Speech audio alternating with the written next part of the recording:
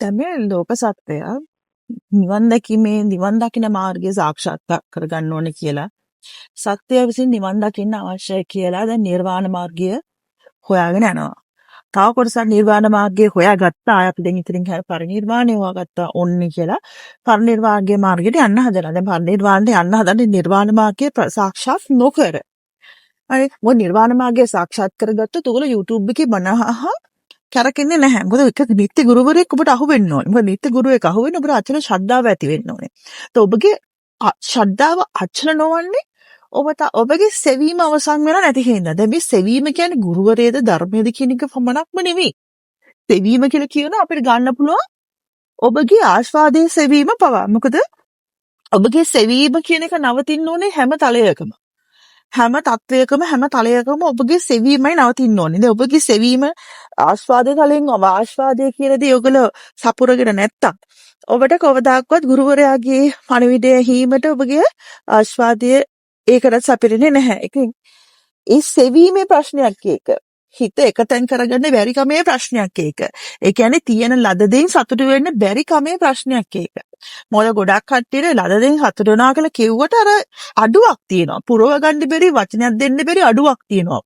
නිකන් කාන්සියක් වගේ සාංකාවක් වගේ නිකන් ජීවිතේ පුරාවට කොච්චර මොනවා කරත් පිටිපස්ස සංකාව පවතිනවා. ඒක අපි සාංකාව කියන වචනේ දාමු. මට ඒකට කියන්න වෙන වචනයක් නැහැ. සාංකාවක් වගේ නොවෙන්න පුළුවන්. දැන් ගොඩක් කට්ටියට mental health issues ඔය මානසික ආතතිය නෙමෙයි මානසික ව්‍යාධි. මානසික රෝග ඒ කියන්නේ මේ ස්කිට්සොෆ්‍රෙනියා වගේ නිකන් එහා කුරන්ටම ගිය රෝග නෙමෙයි. හැබැයි මං කියන්නේ සාමාන්‍යයෙන් ඔය තියෙන ડિප්‍රෙෂන්, ඒ වගේම ඇන්සයිටි. ඒකල ඔය තියෙන ආතතිය සහ විෂාදයේ ඒ වගේ ප්‍රශ්න තියෙනදී ඒ වගේ ප්‍රශ්න තුලින් මොග්ග යනවා. සමහරව ඒ අන්තවල හිර වෙනවා. සම්කිසි කාලයකට ඒ අන්තවල ලැබුම් ගන්න සිද්ධ වෙනවා. ඒ පෙර සසරේ කර්ම. පෙර සසරේ කිව්වම අපිට මේක වෙන විදිහකට බලන්නත් පුළුවන්. පෙරක් නැහැ මේ ආර්ථ දික්ක ධම්ම වේදනී කර්ම කියලා එහෙම බලන්නත් පුළුවන්. හරි. ඒක මට තව චුට්ටක් පැහැදිලි කරනවා නම් දැන් අපි පෙර මේක මෙතන පැහැදිලි කිරීමක් කරලම යන්න නැත්නම් ඒක මිස් වෙයි. මොකද පෙර සසරේ කර්ම කියලා කිව්වම දැන් ගොඩක් කට්ටිය හොර වෙලා වෙනවා. අපි දැන් ගුණා කරන්නේ පෙර සසරේ අපි කරගෙන ආපු කර්ම දැන් අපි මේවා අපි ගෙවාගෙන යන්න ඕනේ. මේකම නිතරම කියනවා. ඒකට හේතුවක් තියෙනවා. මොකද පෙර සසරේ කර්ම කියලා ඔයගොල්ලෝ අත හොදගත්තම වෙන්නේ අර ඔබට ඒ කර්මෙට තියෙන නිකන් මමත්වේ නැති වෙන. ඒ කර්මය අර නැතාන්තයෙන් ඉවර කරන්න බෑ. කර්මය කියන දේ පළදීම නැතාන්තයෙන් ඉවර කරන්න බෑ. ඒ සත්‍ය පුද්ගලෙන් නැටේ කියලා හිතාගත්තම කවුද කර්මය ගෙවන්නේ? මොකද කර්මය ගෙවන්න ඕන දෙයක් නේ.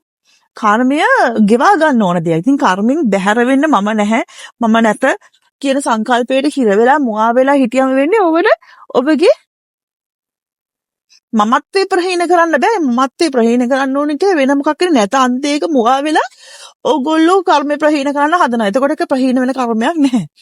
ඉතින් ඒකයි මම කියන්නේ අර පෙර සසරේ කර්මයක් මොනවා කරන්නද කියලා හිතන තේ හිර වෙන්න එපා. මොකද ඒක මුලාවක්.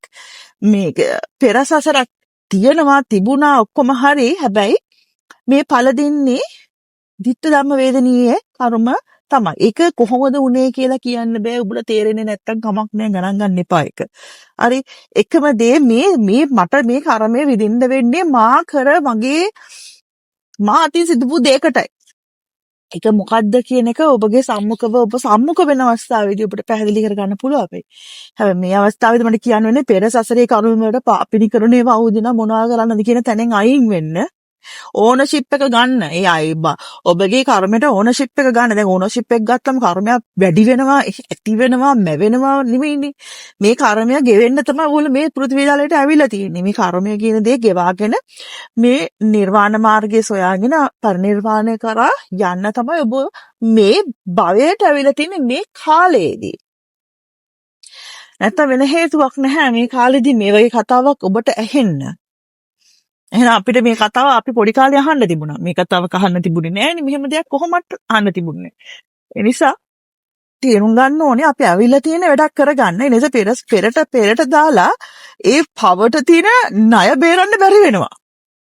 අර ඒ පවට තියෙන ණය බේරගන්න බැරි වෙනකොට ඔබ නැවතත් හිර වෙනවා. අර නැතාන්තේ හිර වෙනවා වගේ වැඩක් ඒක.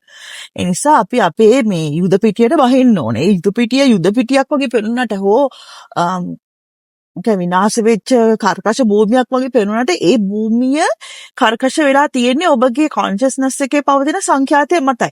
එහෙම කොහොමද වෙන්නේ කියන්න එපා. ඒක එහෙම තමයි වෙන්නේ. මොකද අපේ කොන්ෂස්නස් එකේ පවතින සංඛ්‍යාතය මත තමයි අපේ එළිය ලෝකේ ජනනය වෙන්නේ. ඔබගේ ලෝකේ ප්‍රශ්නයක් පවතිනවා. ඒ ඔබ ඉන්න සංඛ්‍යාතයේ ප්‍රශ්නයක්. ඒ සංඛ්‍යාතයේ ප්‍රශ්න අපිට හිතලා හදන්න බෑ.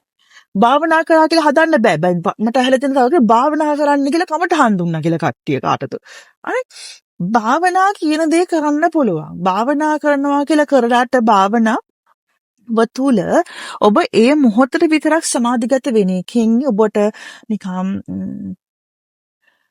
ප්‍රවාශ්වරයක් දැනෙන්න පුළුවන්, සමාධියක් සමතයක් දැනෙන්න පුළුවන්, වෙන දේවල් නිකන් එක ෆීලිංස්, එක එනර්ජි වයිබ්‍රේෂන් ඒවා දැනෙන්න පුළුවන්, මැවෙන්නත් පුළුවන්. ඇහැට නෙමෙයි ඇතුලේ මනසට ඔබට එක දේවල් මැවෙන්න පුළුවන්. හරි ඒවා වෙන දේවල්. ඒවා නිවන නෙමෙයි. ඒවා පරිනිර්වාණය නෙමෙයි. ඒක වෙන දේවල්. ඒ වෙන පැති. එහෙම දැක්ක පමණින් ඔබ නිවන් දැක්කා හෝ ඒක වෙන්නේ නැහැ. ඒක තව කොහේ හරි හිර වෙන වැඩක් ඒක. ඉතින් භාවනා වගේ දේවල් කරලා නිවන් දකින්න බෑ. ඉතින් ඒක තරහ වෙන්න එපා. එම කිව්වට මේක ඇත්ත. හරි? උඩ කල්පනා කරලා බලන්නකෝ. භාවනාවක් කියලා කිව්වම කොහොමද ඒක කරාම එතකොට ඔබගේ ප්‍රශ්නය ඔබගේ පිටපස හමා එන කර්මඵල සටහන කොහොමද ගැලවෙන්නේ භාවනා කරලා පොඩ තාත්වික වෙන්නකෝ. හරි ඉතින් ඒක වෙන්නේ නැහැ. ඒ භාවනාව කියන එක භාවනාවදී ඔයගලන්ට වැදගත් නම් හින්දා පාවිච්චි කරන්න බලන හොඳම උදාහරණය තමයි මේ නම් විපස්සනා වගේ. ඒ කියන්නේ පටන් ගැනීමක්. ඒ කියන්නේ අර දුවන හිත එක තැනකට ගන්න පොඩ්ඩක් එක්සර්සයිස් එකක් වගේ මෙන්ටල් එක්සර්සයිස් එකක් වශයෙන් ඒක කරන්න පුළුවන්. ඒක කරා කියලා ප්‍රත්‍යක්ෂ වෙන්නේ නැහැ. හරි ප්‍රත්‍යක්ෂ වෙන්නේ ඔබගේ ධර්මතාව වල තියෙන ධර්මතාව වලට මුණ දීලා ඔබගේ කර්මඵල සටහන ශූන්‍ය කරන්න යමු වෙන්න හිත එකලස් කරගන්නයි කියන්නේ. මොකද ගොඩක් කටිට හිත එකලස් කරගන්න බෑ. ජීවිතේ තිබිච්ච පැහැදිලි වතුර වීදුරුවක් වගේ තිබිච්ච ඔබගේ ජීවිතේ ගමන්පතේ එකපාරටම නිකන් කළුවලාවක් පැදින හෝ නිකන් බොඳ වෙලා ගිහිල්ලා ඔබට හරි තීරණයක් ගන්න බෑ. ඒක තීරණයක ඉන්න බෑ. ඔබගේ යහපතට කරන්න ඕන වැඩ කටයුතු ටික ඔබට කරගන්න බැරි වෙනවා. ඔන්න ඔයගේ මන්ද මානසික ස්වභාවයකට ඔබපත් වෙන්න ඔබගේ කර්මය නිසා. අර කියන දේ තේරෙන්නේ නැහැ. ඒකත් කර්මපතේ කර්මයකම ගෙවිලා නැහැ. ඒක අකුසලයක් ඉර වෙලා තියෙනවා. දැන් අකුසලයක් තියෙනවා කියලා අපිට අතහොද ගන්න පුළුවන්. දැන් අකුසල තමයි තියෙන්නේ. අකුසලේ තමයි පේන්නේ නැත්තේ. ඉතින් ඒ අකුසලයේ කොහොමද ගෙවන්නේ? කියන්නේ ඔබගේ ධර්මතාවයට සාධාරණීෂ්ඨ කරන්න ඕනේ. දැන් ඔබගේ ධර්මතාවයේ ඉල්ලන දේට සාධාරණීෂ්ඨ කරන්න ගියාම ඔබ සදාචාරයට අසම්මත වෙනවා. හරි එතකොට මේ ඔබගේ ආස්වාද ගමනේ යෑමට කියලා කිව්වම ආස්වාදය කියලා හැවම නිකන් මේ ලෝල් ආස්වාදයක් දැනෙනවා වෙන්න පුළුවන්. නිකන් ආස්වාදය කියලා කිව්වම නිකන් හොඳ දේ විතරයි ආස්වාදය කියන්නේ. නෑ ආස්වාදය කියන හොඳ විතරක් නෙමෙයි හොඳ දකින්න ඕනේ. කියන්නේ ඔය ආස්වාද ගමනේ කිව්වම ලිංගික ආස්වාදයේ පමණක්ම නෙමෙයි තියෙන්නේ ආස්වාදේ. තව වෙන ආස්වාද තියෙනවා. හරි මානසිකව ඔබ දකින මානසික ප්‍රවාහය ඔබ සොයන ඔබගේ ධර්මතා සොයන එක ආකාරයේ අවශ්‍යතාවක් තියෙනවා ලිංගික නොවන උනත්. හරි ඒ නිසා එතකොට ඒ වගේ ආස්වාද ගමන යනකොට මතක තියාගන්න හොඳ ආස්වාදය නරක ආස්වාදයේ කියලා දෙයක් මේ ලෝකේ එහෙම නිකම් මවල නැහැ. අපි තමයි හදාගෙන තියෙන්නේ මේක හොඳයි මේක නරකයි කියලා. ඒ නිසා ආස්වාද ගමනේ යන්න ලෑස්තිනකොට මතක තියාගන්න ඔබ යන්න වෙනවා කොහොමත්.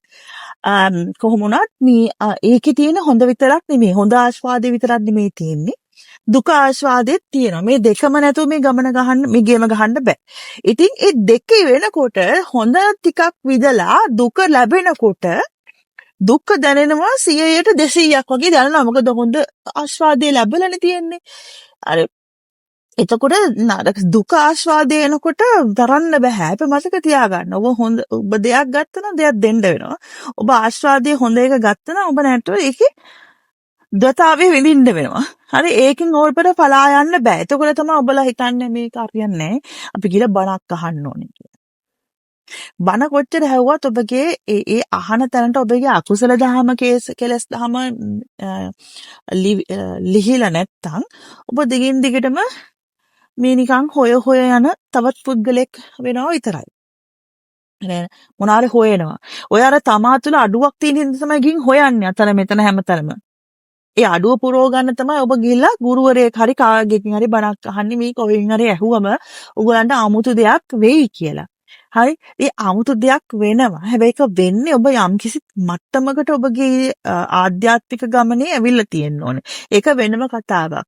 දැන් මේ ඒ ভাইබ්‍රේෂන් එක කියන තැනකට එන්න ඒ ভাইබ්‍රේෂන් දැනෙන්න බුද්ධ වචනේ ඇහෙන්න ඔබට ආධ්‍යාත්මේ තරමට විවර වෙච්ච කෙනෙකුට ඒකට වෙනම වැඩපිළිවෙලක් හැදේ. ඒකට හේතු සකස් වේ ඔබට අවශ්‍ය දේවල් ටික කෙරෙන්න. ඒ තව මම කතා කරන්නේ ආස්වාද ගමන හොයන ආස්වාද ගමන යන ගුරුවරයෙක් හොයන එක තැනකවල සෙටල් වෙච්ච නැති තමා තුළ අඩුවක් තාම දැනෙන කොච්චර හෙව්වත් සිඳෙන්නේ නැති පිපාසයක් කොච්චර මේ සිඳෙන්නේ නැති පිපාසයක්ද තියෙන්නේ මේ දහම හොයන්න. මම මේ කතා කරන්නේ ඔයගොල්ලන් ආස්වාදය ගැන නෙමෙයි. මේ ආස්වාදී තින නැති ස්වභාවය තුළ ඔබ විඳින ප්‍රශ්නෙට උත්තරේ ගන්න ඔබ එහෙනම් හරි ගුරුවරයෙක් හොයාගත්තොත් ඔයගොල්ලන්ගේ ප්‍රශ්න ටික කුණුමුල් ටික හොයලා එළියට ගන්න පුළුවන් නිසා මම මේක කියන්නේ. ඒ නිසා අන්ත දෙකෙන් මිදිලා සියලු දේ ප්‍රත්‍යක්ෂව බාර ගන්නකොට ඔබට ප්‍රත්‍යක්ෂ වෙනවා මේ කියන කතාව. මොකද දුක සැප දෙකම විඳින්න ඕනේ. සැප විඳින්නත් ඕනේ දුක විඳින්නත් ඕනේ. සැප විඳු දුක විඳින්නම ඕනේ. හරි ඒක දෙකක බෙදලා අපිට මේක හොඳයි මේක විශේෂයි මේක අඩුයි එහෙම කියලා අපිට දෙකට තුනට කඩලා මේක කඩලා විඳින්න බෑ. ඒ නිසා දෙන බත් බන්දේසිය කන්නම වෙනවා. එතකොට හොඳ අපි සැප විඳනනම් අපි සැප විඳීමේ හා අන්තේ හා සමානව දුකක් විඳින්න ඕනේ.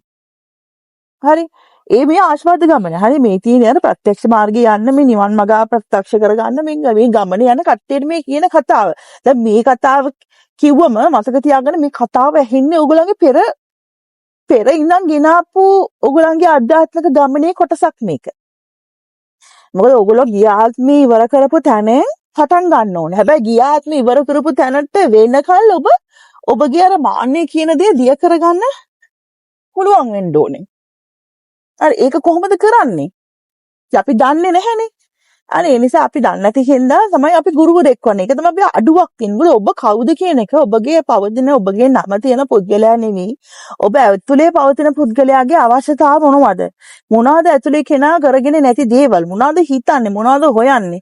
ඒ වගේ ප්‍රශ්න මත ඔබ තැවෙනා වෙන්න පුළුවන්. හැබැයි ඒව ගැන නොදන්නා වෙන්නත් පුළුවන්. හැබැයි දහම හොයනවනේ හැමතැනම.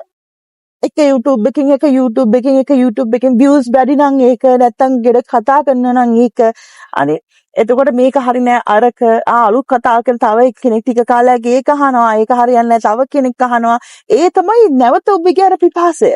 ඒ පිපාසය ඔයගලන්ට මේ නිවා ගන්න ඔබට හරි ගුරුවරයා හම් වෙලා නැහැ. ඔය හැම වෙලේම හොයන්නේ අඩුවක් තියනවා කියලා ඔබ හොයන්නේ ඔබගේම නිවන. හරි ඒක නිවන උඩමයි ඔබ ඉන්නේ. එතකොට ඔය නිර්වාණ ධාතුව ඔබ තුල පවතිනවා කියලා කිව්වට ඔබට ඒකට ඇක්සස් එක නෑ. මොකද ඔබ තුල අකුසල් කෙලෙස් මූල සිතුවිලි පවතින නිසා. එතකොට කරන්න දෙයක් නෑ. ඔබගේ ජීවිතයේ කර්මඵල කතා පරිදි ඔබව ගෙනියන අහුමුල් ගානේ ඔබට වැටෙන්න යන්න වෙනවා. ඒ ගිහිල්ලා බය නැතුව ගිහිල්ලා ඒවට මුණ දෙනකොට ඔබට දුක විඳින්න වෙනවා. ඒ දුක විඳින්න වෙන්නේ ඔබගේම කර්මයේ ප්‍රතිඵලයක්. ඒ කර්මයේ ප්‍රතිඵලයට ඔබට ගෙවන්න වෙන දේ කරලා ඔබගෙන් ගෙවන්න තියෙන විදියට ගෙවලා ඒ දුකත් විඳගෙන මේක කර්මඵල කතාව ප්‍රහීන කරගත්තන් පස්සේ ඔබ මේ පොඩ මේකෙන් ගැලවෙන කොච්චර උත්සාහ කරත් ඒ කුණු වලින් නැගිටින්න බෑ ගුරුවරයෙක්ගේ අනුභවය නැතුව. දැන් ගොඩාක් කට්ටියගෙන ගුරුවරයෙක් මොකද මමත් කාලයක් ගුරුවරයෙක් ඕනේ නැහැ මොකටද මේ කතාව කියලා. ඔය තැනකදී අර මේ කියන සබහාදහමට පත්වීම කියන එක සබහාදහමත් එක්ක ගෙනියන ප්‍රශ්නයක් ගනුදෙනුවක් කියලා කියන්න පුළුවන්. හැබැයි ඇත්තටම සබහාදහමත් එක්ක සබහාදහමෙන් තමයි ඔබට ගුරුවරයාත් ගෙනත් දෙන්නේ. ඒක ඔබට පේන්නේ නැති වුණාට. සබහාදහම කියන සබහාදහම ඔබයි ඔබ සබහාදහමටපත් වුණාන් පස්සේ ඔබට සබහාදහම ඔබව ගමනක් එක්කන් යනවා. ඒක 100ට 200ක් මම අග්‍රී වෙනවා. ඒක හරි. සබහාදහම තමයි ඔබගේ හේතුඵල යාන්ත්‍රණය ක්‍රියාත්මක කරන්නේ. සබහාදහම තමයි ඔබගේ කර්මඵල කතාව ක්‍රියාත්මක වෙන්න අවශ්‍ය කර්මඵල පතය සකසලා දෙන්නේ. ඉතින් අපිට ඒක ප්‍රතික්ෂේප කරන්න බෑ. ඒත් සබහාදහමත් එක්ක විතරක් ගුරුවරයෙක්ගේ අනුභවය නැතුව ඔබට කරන්න බෑ. ඒතර ඔබගේ අදිෂ්ඨානය තියෙනවා නම් මට මේ නිර්වාණ ධාතුව මේ පරිවර්තන දේශනා මට අහන්න ලැබෙන්න ඕනේ, මට මේක කරගන්න ඕනේ කියන අදිෂ්ඨානය ඔබ තුල නැත්තම් ඔබගේ අර පතය සකස් වෙන්නේ නැහැ. ඒකයි මම කියන්නේ. ගුරුවරයෙක් නැතුව අපි අඩුපාඩු ටික හදාගන්න බෑ. අපි නැත්තම් ඒක තමයි කවදාකවත් ඉවර වෙන්නේ නැති හීලින් ජර්නි එකක් කියලා මම කියන්නේ. හැමදාම මොකක් හරි ප්‍රශ්නයක්, මොකක් හරි යටිසිතේ ස්වභාවයක් එක්ක මොකක් හරි ප්‍රශ්නයක්. හරි එතකොට එහෙම කියන්නේ යටිසිතේ තියෙන කුණු කන්දල් හින්න තමයි අපේ ලෝකේ ප්‍රශ්න එන්නේ. ඉතින් යටිසිතේ ඇති වෙන ඒ ප්‍රශ්න නිසා යටිසිතේ ඔබට පේන්නේ නැති ප්‍රශ්න නිසා තමයි ඔබගේ ලෝකේ නිකන් එක ආකාරي ප්‍රශ්න වෙන්නේ. එනිසා ඒ කුණු කන්දල් අදින්න ඔබට අනිවාර්යෙන් මේ වෙන්නේ මොකද්ද කියලා තේරුම් ගන්න ඔබට ගුරුවරයෙක් අත්‍යවශ්‍යයි. ගුරුවරයෙක් නැත්නම් මේ ගමන යන්න බෑ. ඒකට ගුරුවරයෙක් වුන් නෑ කියලා කියන කට්ටියකින් ඒ ගමන යන්න එක ප්‍රශ්නයක් නැහැ. හැබැයි මේ කතාව මම කිව්වට ඔබගේ හදවතට මේක දැනෙන්න ඕනේ. මේ මනුස්සය මේ කියන දේ මේක යම් සත්‍යතාවයක් තියෙනවා කියන දේ ඔබට පැහැදිලි වෙනකොට ඔබට විශ්වාසය ඇති වෙනවා. අචල ශ්‍රද්ධාව කියන දේ ඇති වෙනකොට තමයි ඔබට මේ ප්‍රත්‍යක්ෂව ඔබ තුළින් මේව ලැබෙන්නේ. මේ ඔබ තුළින් මේ දිව්‍ය අවවාද උපදේශ ඔබ තුළින් ඔබට ලැබෙන්නේ. ඒක නේ එළියෙන් ගුරුවරයෙක් ලැබෙන බවත් ඒ එළියෙන් ඇහෙන ගුරුවරයාගේ වචනවල තියෙන අර්ථය ඔබ තුළින් ජනිත වෙනවා. දැන් ඔබ මොන හරි ඔබගේ ජීවිතේට මුණ දෙනකොට ඔබට ඇතුලෙන් ඔබගේ ගුරුවරයා ඇහෙනවා. දැනෙනවා. ඒ වගේ තත්වයකට ඔබ එන්න ඕනේ. ඒ වගේ තත්ත්වයට එනවා. හරි ගුරුවරයා ලැබුණා. නැත්තම් ගුරුවරයා එළියෙන් පෙත්තක් කරත්තා කියලා ඔය ගුරුහරුකම ලැබෙන්නේ නැහැ. ගුරුවරයා එනර්ජටිකලි ඔයගලන්ට vibrationally align වෙන්න ඕනේ. energetically connect වෙන්න ඕනේ. energetically connect වෙන්න මේ අහන වචනේ ඔබ හදවතින් ඇහුවොත් හරි හදවතින් ඇහුවොත් ඔබට අනිවාර්යෙන් මේකේ උපදෙස් ඔබගේ හදවත තුළට බැසගත්තන් පස්සේ ඔබගේ ජීවිතයේ සුලදී මේ උපදෙස් ඔබ තුලින් ඇහෙනවා දැනෙන්න පුළුවන්. මගේ කටහඬෙන්ම ඔබ තුලින් ඇහෙන්න පුළුවන්. එතෙන්ට එන්න පුළුවන්. එතෙන්ට යන්න කියලා මම කියන්නේ. එතෙන්ට යන්න බෑ මාව විශ්වාස කරලා. ඒ නිසා ඒකට ඒ ශ්‍රද්ධාව ඔබ අනිවාර්යෙන් හදාගන්න ඕනේ.